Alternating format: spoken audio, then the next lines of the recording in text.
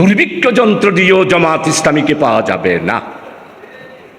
আমাদের নিবন্ধন নিয়ে গিয়েছিলেন, আমাদের প্রতীক নিয়ে গিয়েছিলেন, আমাদের নেতাদের মধ্যে এটিএম আজহারুল ইসলামকে আল্লাহ তাআলা ফাঁসির কাষ্ঠ থেকে আমাদের কাছে ফিরিয়ে দিয়েছেন।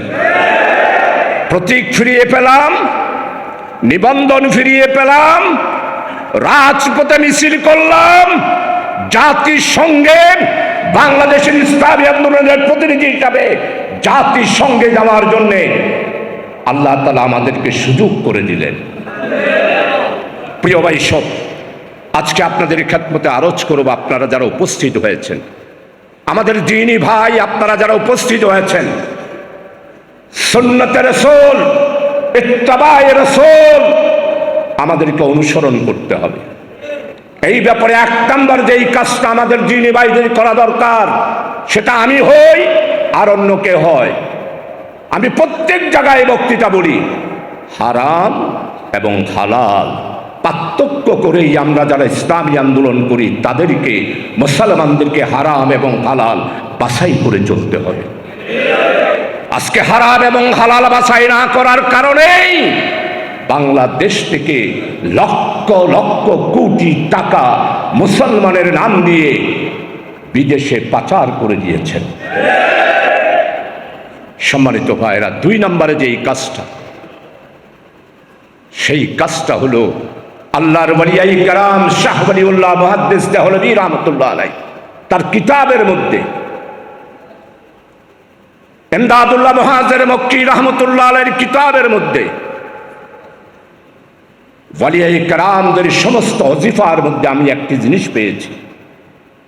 শেষ রাত্রে উঠে আল্লাহর দরবারে সমস্ত বুজুর্গানে দ্বীনগণ সবচেয়ে বেশি করে কেঁদেছেন, কলবে জাকের দে মুঝে আও রৌনওয়ালি আঁকো দে তাকে মাই রোতা রহো তেরি রিজা के वास्ते गुनाह मेरी सारी उम्र गुजारी आई मेरे मौला आई मेरे बारी। সম্মানিত ভাই সব, বুজুর্গানে দিনগণ কাঁদতেছেন, ও আল্লাহ আমাকে তুমি দুইটা জিনিস দাও, একটা জিকিরওয়ালা কলব দাও আর কান্নাওয়ালা দুইটা চোখ দাও। সমস্ত বুজুর্গানে দ্বীনদের আল্লাহর কাছে শুধু চেয়েছেন, হে আল্লাহ আমাদেরকে তুমি দুইটা জিনিস দাও, একটা কান্নাওয়ালা চোখ দাও আর জিকিরওয়ালা একটা কলব দাও। আজকে আমি আমার জামাত ইসলামের দ্বীনী ভাইদেরকে আহ্বান করব, আসুন হারাম এবং হালাল পার্থক্য করি আর আল্লাহর কাছে দুইটা জিনিস চাই, একটা জিকিরওয়ালা কলব চাই আর কান্নাওয়ালা একটি চোখ চাই।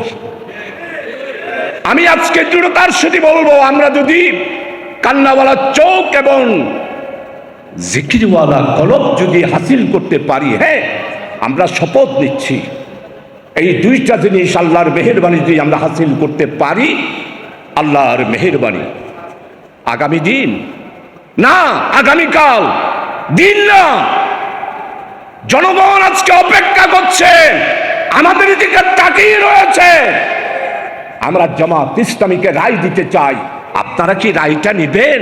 আপনারা কি বুটগুলা নেবেন? এটাই এখন জনগণের প্রত্যাশা, এটাই হচ্ছে জনগণের আকাঙ্ক্ষা, এটাই হচ্ছে জনগণের রায়। প্রিয় ভাই সব, প্রিয় ভাই সব, আমি আপনাদের খেদমতে আরজ করব, আসুন 5ই আগস্টের পর ঐক্যতা চেয়েছিলাম, আলহামদুলিল্লাহ ইসলামী দলগুলো ঐক্য হয়ে যাচ্ছে। আগামী দিনের বাংলাদেশের রাজনৈতিক দৃশ্যের প্রেক্ষাপটে আপনারা দেখবেন সমস্ত জনগণ জামাত ইসলামীর পতাকা তলে সমবেত হবে আর জামাত ইসলামীকেই আগামী দিনে ক্ষমতায় বসাবেই বসাবেই বসাবেই ইনশাআল্লাহ। আল্লাহ হাফেজ। বাংলাদেশ জিন্দাবাদ। ওয়া মা তৌফিক ইল্লা বিল্লাহ। আসসালামু আলাইকুম ওয়া রাহমাতুল্লাহ।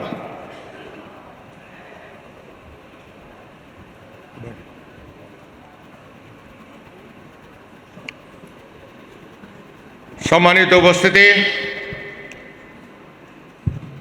বুড়ো বয়সের গান মজাই হয় বেশি।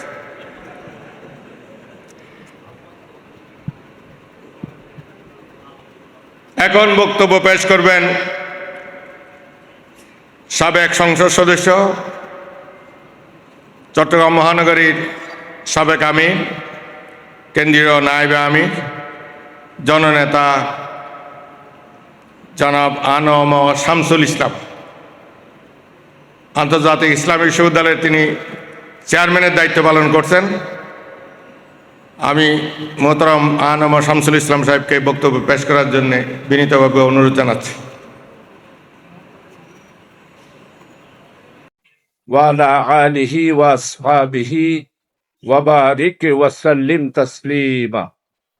আউযু বিল্লাহি মিনাশ শাইতানির রাজীম। বিসমিল্লাহির রহমানির রহিম।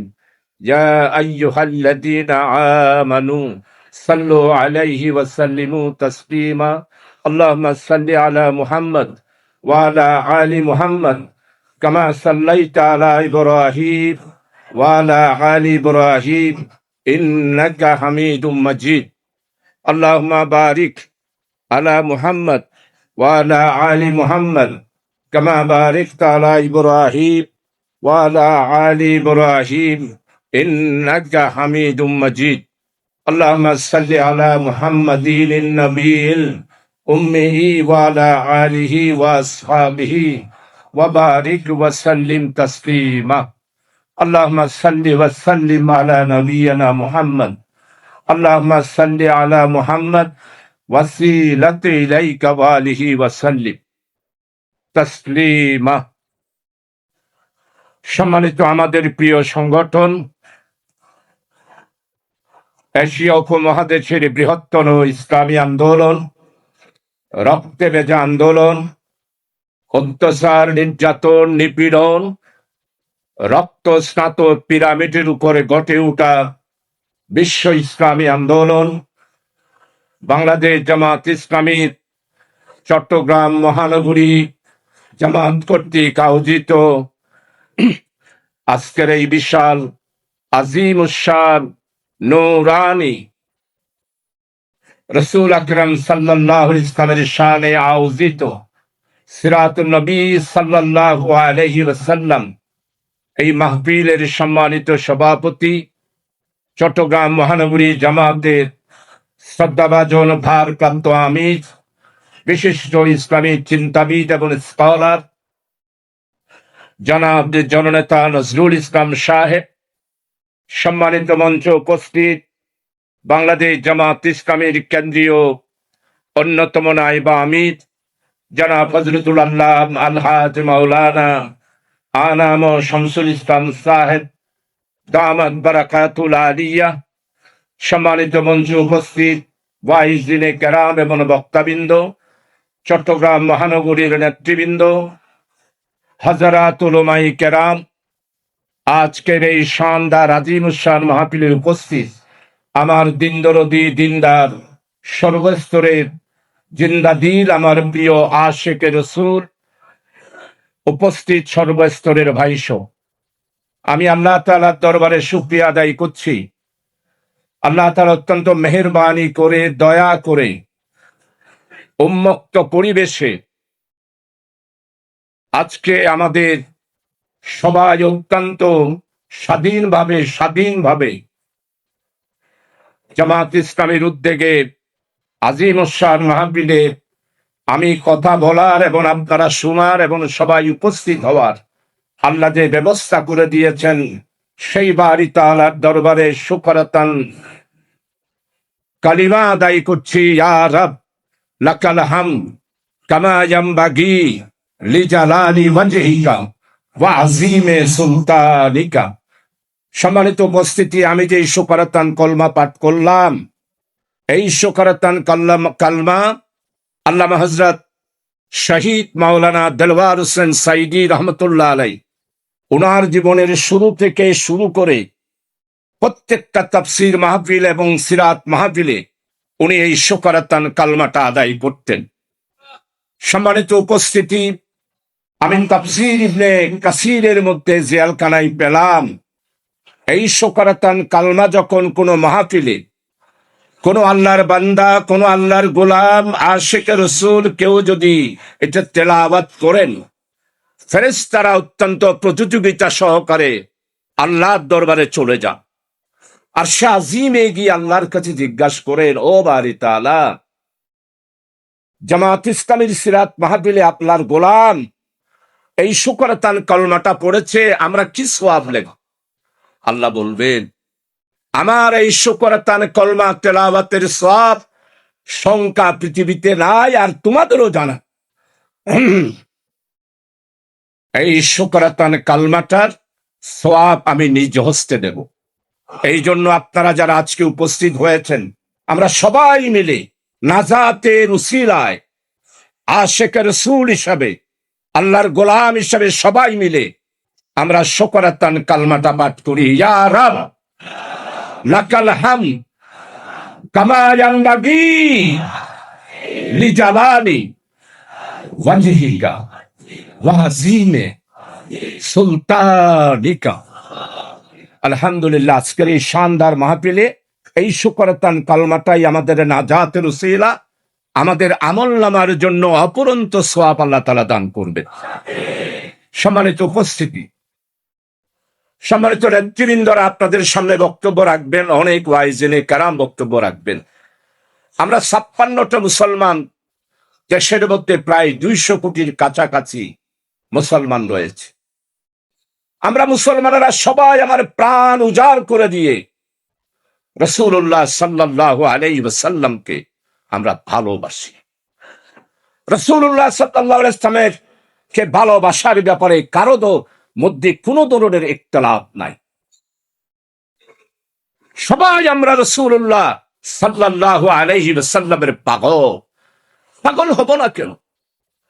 যেখানে আল্লাহ বারি তাআলা নিজেই আমার রাসূলের জন্য পাগল। আল্লাহ তাআলা কোরআনে মাজিদের মধ্যে কোন আম্বিয়া আলাইহিস সালামের জন্য এই আয়াত নাই।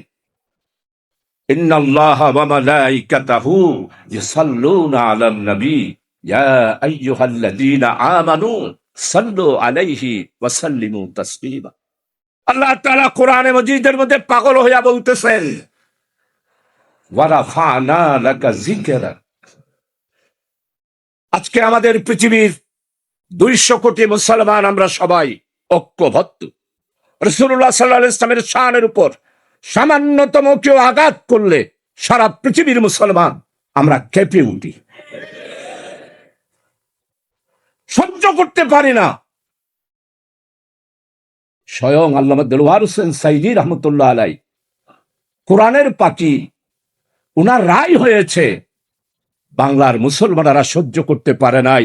117 জন মানুষ রাজপথে রক্ত দিয়েছে। এটার নামেই হলো আশিকের রাসূল। কিন্তু এখন প্রশ্ন হচ্ছে, 56টা মুসলিম দেশে আমাদের এই প্রিয় জন্মভূমির মধ্যে এত সুন্দর দেশ, সুজলা সুফলা শস্য শ্যামলা, ধনে ধান্যে পুষ্পে ভরা আর একটি দেশও নেই। একদিকে সাগর, আরেকদিকে পাহাড়, নদী নালা ঘেরা, সবুজে ঘেরা আমার এই প্রিয় বাংলাদেশ। এই বাংলাদেশেই ইসলামী রাষ্ট্র কায়েম করার সম্পূর্ণ পরিবেশ হয়েছে।